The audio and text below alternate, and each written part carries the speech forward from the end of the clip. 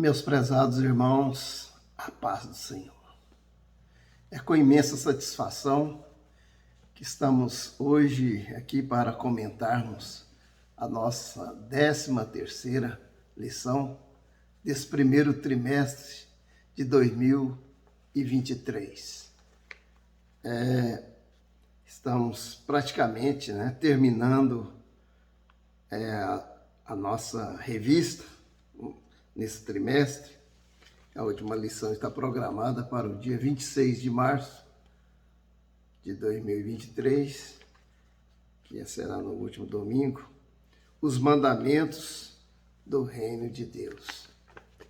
Esse sermão da montanha que Jesus nos trouxe, a sua mensagem, a sua palavra, os seus mandamentos, a sua lei do reino de Deus. Assim como Deus entregou a Moisés no Monte Sinai as tábuas da lei, assim também o Senhor Jesus Cristo nos entregou nesse sermão da montanha, esses mandamentos para a sua igreja, para o seu povo fiel. E pela graça infinita de Deus, que nos concedeu essa oportunidade de estarmos comentando sobre esse precioso tema, nós estamos aqui então na nossa última lição desse sermão, cujo texto básico da nossa lição bíblica em classe se encontra em Mateus, no capítulo 7, do verso 24 ao 29. Sou grato a Deus pela participação de toda a igreja, que tem contribuído de uma forma direta ou indireta para o bom andamento da nossa escola bíblica dominical. A minha gratidão ao pastor Aldair, que tem corroborado com a sua participação e apoio nessa escola bíblica dominical. E a minha gratidão ao pastor Jean, que é o diretor da nossa escola bíblica dominical, também é um comentarista, juntamente com o pastor Gilvan. Também a minha gratidão a toda a equipe da escola dominical, aos professor Gesiel, professor William, pastor, e aos nossos companheiros da equipe, os professores das classes, de todas as classes, os superintendentes, o irmão Adeildo e o irmão Jonathan, também os nossos secretários. Que Deus abençoe a cada um. Abençoa as professoras das crianças, que têm trabalhado, enriquecendo assim a nossa base espiritual da igreja, trabalhando com as crianças, com os adolescentes, com os jovens. A classe do coral, que sempre tem brilhantado com seus hinos na nossa escola dominical, fica a nossa gratidão. Que Deus abençoe a vida de cada um. Então, nós vamos aqui finalizando a nossa revista desse trimestre. A última lição, a 13ª, que fala sobre os 2 alicerces. O texto áureo diz: porque ninguém pode pôr outro fundamento além do que já está posto, o qual é Jesus Cristo. 1 Coríntios 3:11. A verdade prática é fazer a vontade do Pai Celestial e praticar a palavra de Deus. São características do verdadeiro crente. Que essa mensagem possa chegar aos corações de todos aqueles que têm valorizado a mensagem da palavra de Deus. Aos nossos ouvintes, sejam ricamente abençoados, aqueles que estão ouvindo essas mensagens e que têm contribuído conosco em participar desta palavra.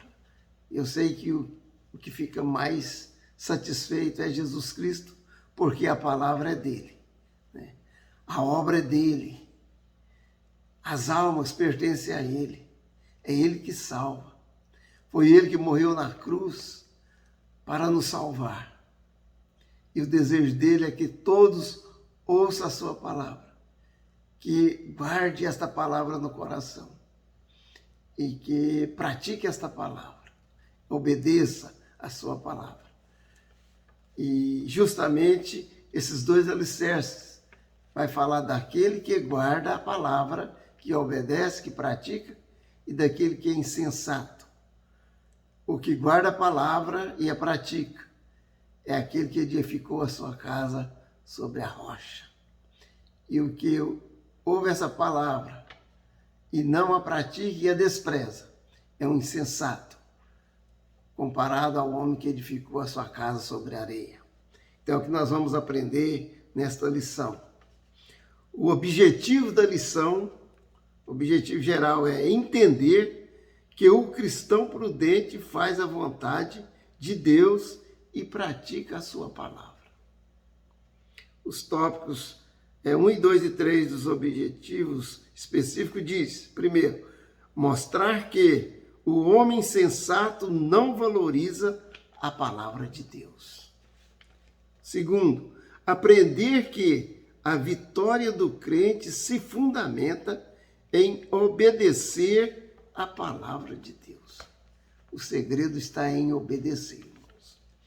E terceiro, conscientizar de que sua casa espiritual precisa se fundamentar em Cristo para suportar as adversidades da vida. Louvado seja Deus. Glorificado seja o nome do Senhor. Irmãos, nesse sermão da montanha, o Senhor, então, ele vem detalhando os fundamentos, né, do seu sermão, da sua mensagem para nós, né? Ele passa aqui a aplicar a verdade e confronta os seus seguidores com as duas possibilidades. Cada um de nós, né, cada um dos seus seguidores deve escolher. Nós começamos aqui, Jesus, na lição precedente a esta, ele falou sobre as duas portas, né? É uma porta estreita e uma porta larga. A porta estreita, ela dá acesso a um caminho apertado. E a porta larga, ela dá acesso a um caminho espaçoso. E o Senhor já nos disse, né, já temos aprendido nessa lição, que a porta larga que dá acesso ao caminho espaçoso é um caminho que muitos entram por ela, mas que o final dela é a perdição eterna. Porque ele vai trilhando ali, fazendo a vontade de tudo aquilo que o mundo oferece. E nós sabemos, conforme diz em 1 de João, no capítulo 5, verso 19, que o mundo jaz no maligno. Mas nós sabemos que somos de Deus, diz a palavra. Mas todo mundo jaz no maligno. E o caminho largo é justamente esse. É o caminho do mundo, que está sob o domínio do maligno e que conduz à perdição eterna. Então Jesus, ele nos dá essa séria advertência. Porfiai por entrar pela porta estreita. Porque largo e espaçoso é o caminho que conduz à perdição. Mas entrai pela porta estreita e trilhe o caminho apertado. Porque o caminho apertado conduz à vida eterna. Poucos são os que entram por este caminho. Mas é um caminho especial. É um caminho alto, um caminho aprazível, porque foi o caminho que o Senhor Jesus Cristo trilhou. E nós devemos seguir após Jesus. Então, irmão, nós devemos escolher, né, ou a porta estreita ou a porta larga, como também andar no caminho apertado ou no caminho espaçoso, né? Então, nessa lição, nós vamos apresentar aos irmãos os versículos com o mesmo tema, com conexão a esta lição, né, que é sobre os dois alicerces. O perigo da falta de obediência, de nos contentarmos em ouvir o Evangelho, embora sem pô-lo em prática, ele pode trazer um prejuízo muito grande, porque o importante é praticar a palavra. E quem não pratica essa palavra é justamente o homem insensato. Então, assim como nós temos um caminho, uma porta estreita e um caminho apertado, nós também temos, né, a escolhermos em obedecer, praticar a palavra de Deus, porque assim nós também estamos alicerçando a nossa casa sobre a rocha. Mas o insensato que trilha por caminhos espaçosos, que entra pela porta larga, ele então é como o homem que edificou a sua casa sobre a areia. O insensato é como um homem que edifica, né, a sua casa sobre a areia. O insensato é desequilibrado, é irresponsável, visto que coloca em risco não só a sua vida, mas também de toda a sua família e de todos que lhe faz companhia, né? Então nós vemos, irmãos, que é um irresponsável, né? A pessoa, ele coloca em risco, né, seus entes queridos, insensato, porque a sua casa não tem segurança nenhuma, ela está sobre a areia. E nós vamos ver aqui que assim que vier as chuvas, que vier os rios, nós dizemos a enxurrada, né, as enchentes e os ventos, e se der com ímpeto contra aquela casa, então ela vai cair e grande será a ruína, grande será a perdição, e certamente não vai haver escape, né? O insensato, ele exclui a verdadeira sabedoria de Deus, que está em Jesus Cristo. Nós vemos em Colossenses, no capítulo 2 e o verso 3, que nele estão escondidos todos os tesouros da ciência e da sabedoria. Está em Cristo. Então, Jesus Cristo é a rocha, nós vamos ver aqui, é a rocha que nos sustenta. O insensato, ele glorifica mais a autossuficiência humana. Ele faz do homem, né, a autoridade suprema e recusa conhecer a revelação de Deus em Jesus Cristo. Ele considera, né, essa sabedoria de Deus, né, como uma loucura.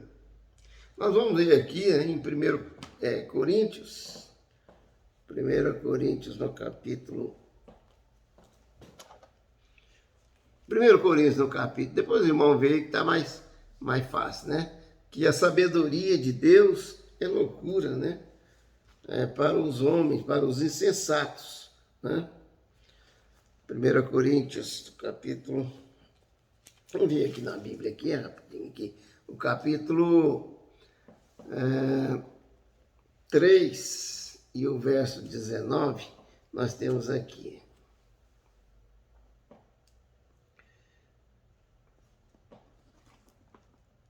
3, 19, 17, 19. Porque a sabedoria deste mundo é loucura diante de Deus, pois está escrito, ele apanha os sábios na sua própria astúcia.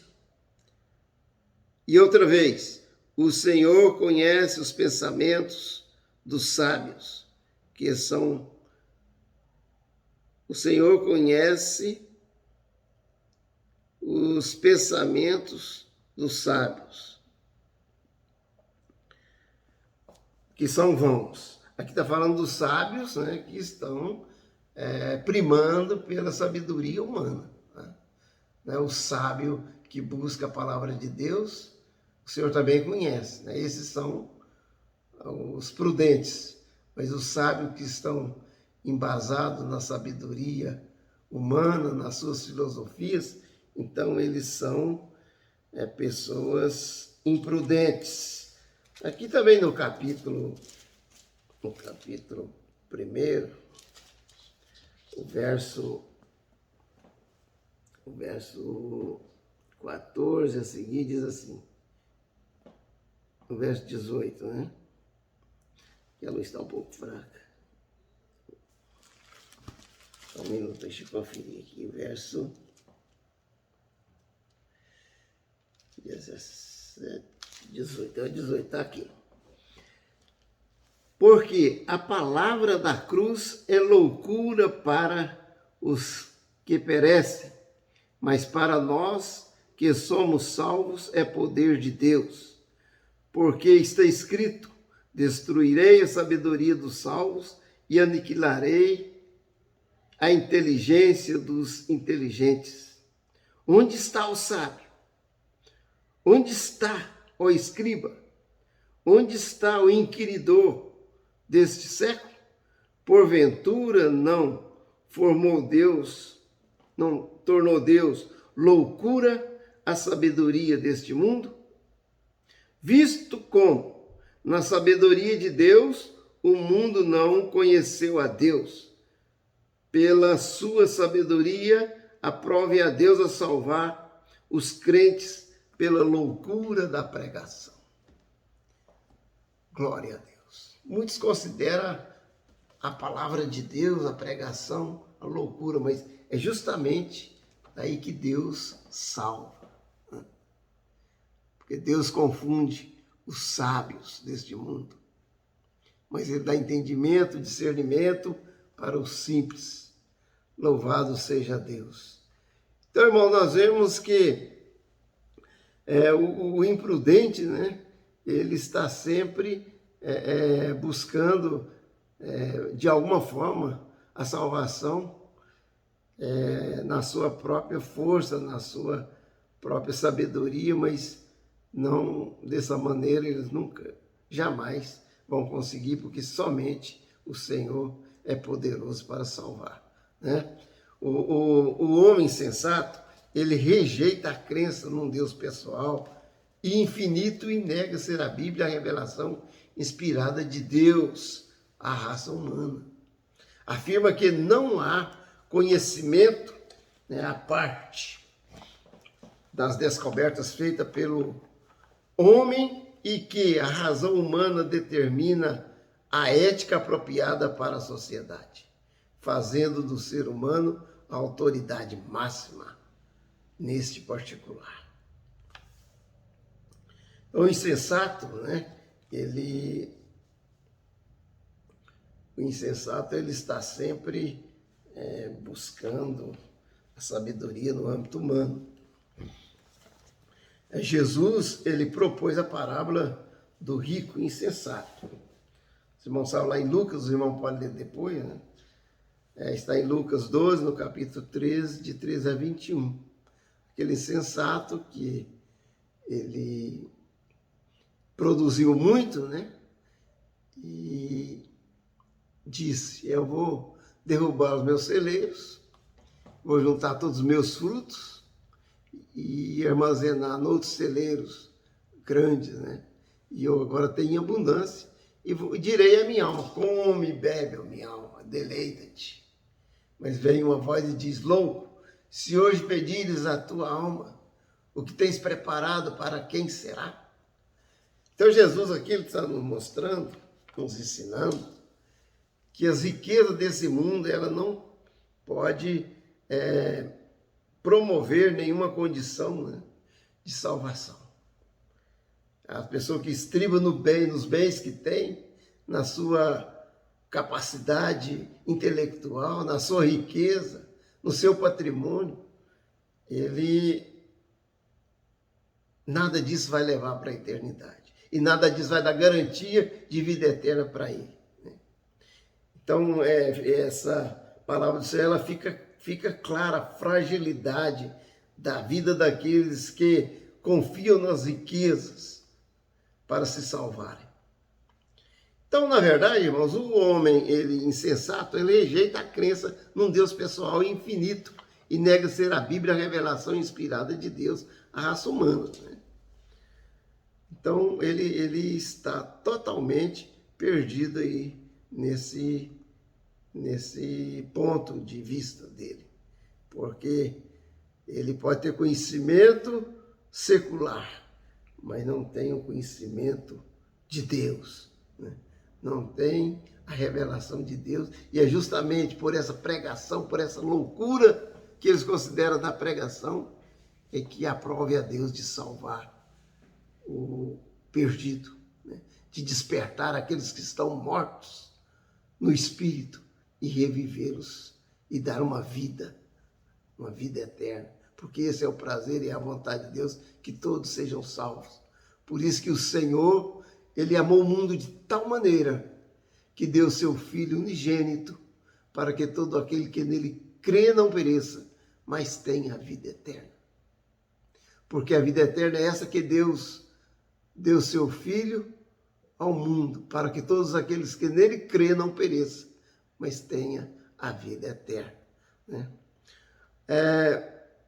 Nós vemos que o homem inteligente, né, que edifica a sua casa sobre a rocha, ele é sábio, ele vive segundo os princípios da palavra de Deus. Ele recebe essa mensagem, ele crê na mensagem do Senhor, ele aceita Jesus no seu coração. Em João, no capítulo 1 e o verso 12, diz que todos aqueles que o receberam, deu-lhes o poder de serem feitos filhos de Deus, a saber, os que creem no seu nome. Então, Deus de bom grado, o Pai, deu o Filho. Ele veio e realizou a obra da redenção na cruz do Calvário, expiando na cruz, né, os nossos pecados. E a partir do momento que nós recebemos Jesus, que nós aceitamos esse sacrifício, então nós somos justificados. Naquele momento nós nascemos de novo, somos também regenerados. E com o novo nascimento, nós somos registrados no céu. Apocalipse fala que o nosso nome está escrito no livro no seu livro, né? E lá no dia do julgamento, aquele que não estiver escrito o nome no livro da vida, será lançado no lago de fogo. Então, é muito importante para a vida eterna nós termos o nosso nome registrado no céu. E o nosso registro se dá através de Jesus Cristo. Isso aí é a nossa prudência, né? Devemos ser prudentes. Então, o homem é prudente, né? Ele edificou uma casa, né? Ele cavou, diz aqui em Lucas, no capítulo 6, 48, né, que o homem, ele edificou a sua casa, ele cavou, abriu bem fundo e pôs alicerce sobre a rocha, e vindo a enchente, bateu com ímpeto contra a corrente, né, das águas naquela casa, e não a pôde abalar, porque estava fundada sobre a rocha. Está em Lucas, né, 6,48. Vocês podem conferir aí e ler essa mensagem, né? É um homem equilibrado, responsável, visto que coloca em segurança não só ele, mas a sua família e todos que com ele estão. Então, por isso que é bom nós termos uma convivência com o homem de Deus, com aquele que pratica justiça, aquele que é temente a Deus, porque ele anda no Espírito, vive no Espírito. E aqueles que estão junto com ele têm segurança, né? Está firmado na rocha. Qualquer tempestade espiritual, né, que estamos falando no âmbito espiritual, que vier, né, ele está guardado, porque ele está compartilhando a sua vida espiritual com o homem de Deus. O homem de Deus, ele coloca em segurança a sua família, né? Por quê? Porque nós estamos sempre falando da salvação. Estamos sempre orando a Deus e pedindo misericórdia para a salvação da nossa família. porque não queremos que nossos entes queridos se percam, que tenha a morte, né? A morte eterna, eterna separação de Deus. Não queremos isso.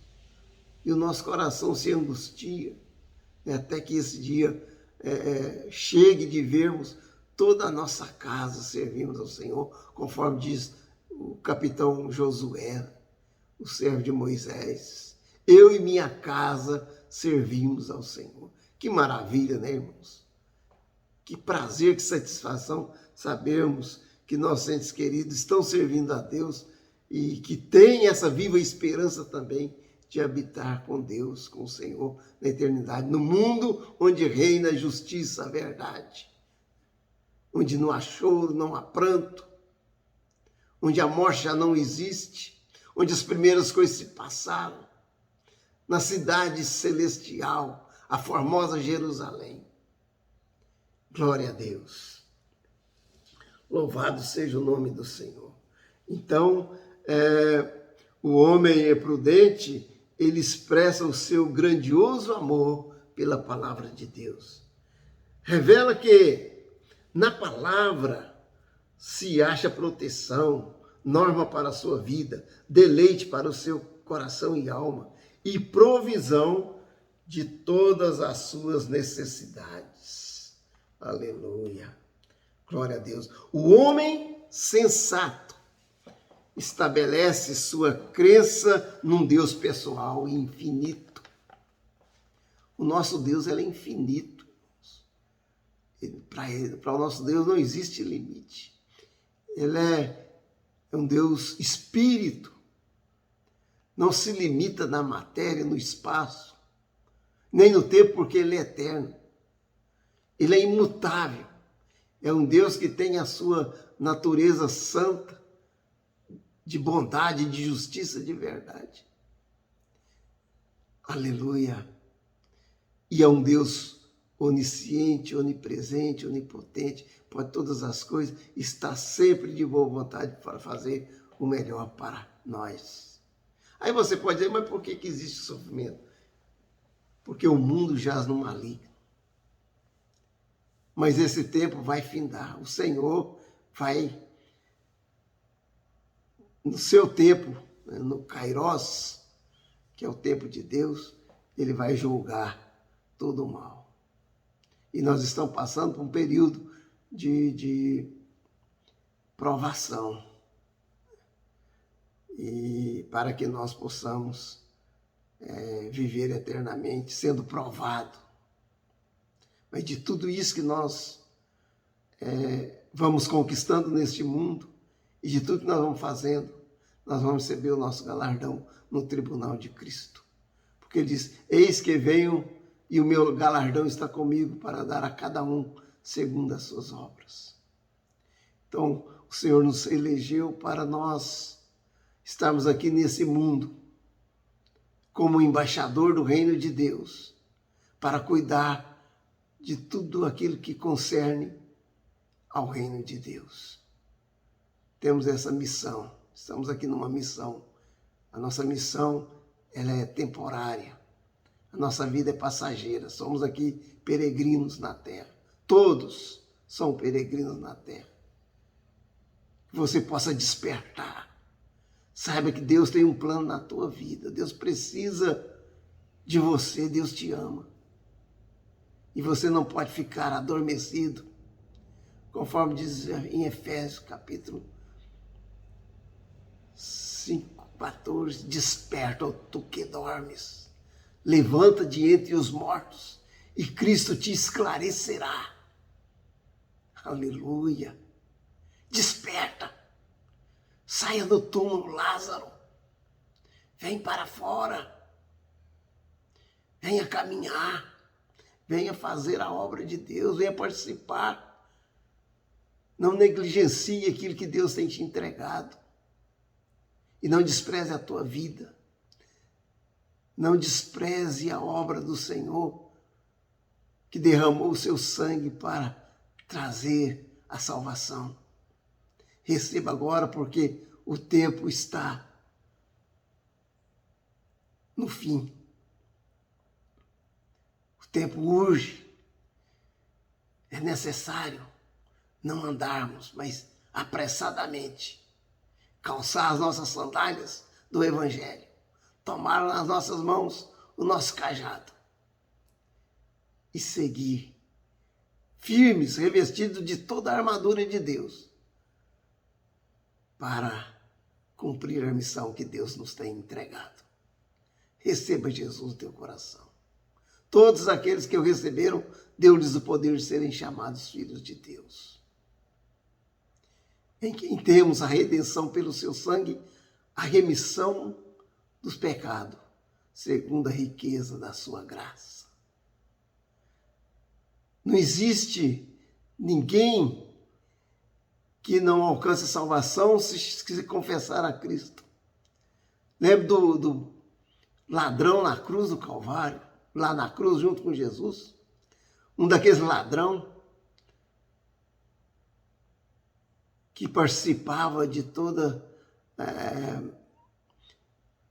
tipo de delinquência, estava ali sendo julgado pelas suas práticas de roubo, de homicídio, quase na hora da morte, mas ele diz: Senhor, lembra de mim quando estiveres no paraíso. Ele reconheceu o seu pecado, a sua miséria e a necessidade de um Salvador. E o Senhor disse: hoje mesmo estarás comigo no paraíso. O que o Senhor quer é isso, é uma confissão. Porque nós não existe nenhum justo, ninguém é bom. O que nós precisamos é reconhecer a nossa miséria. É nos humilharmos nos pés do Senhor, porque Ele pagou o preço de sangue, preço do Filho de Deus.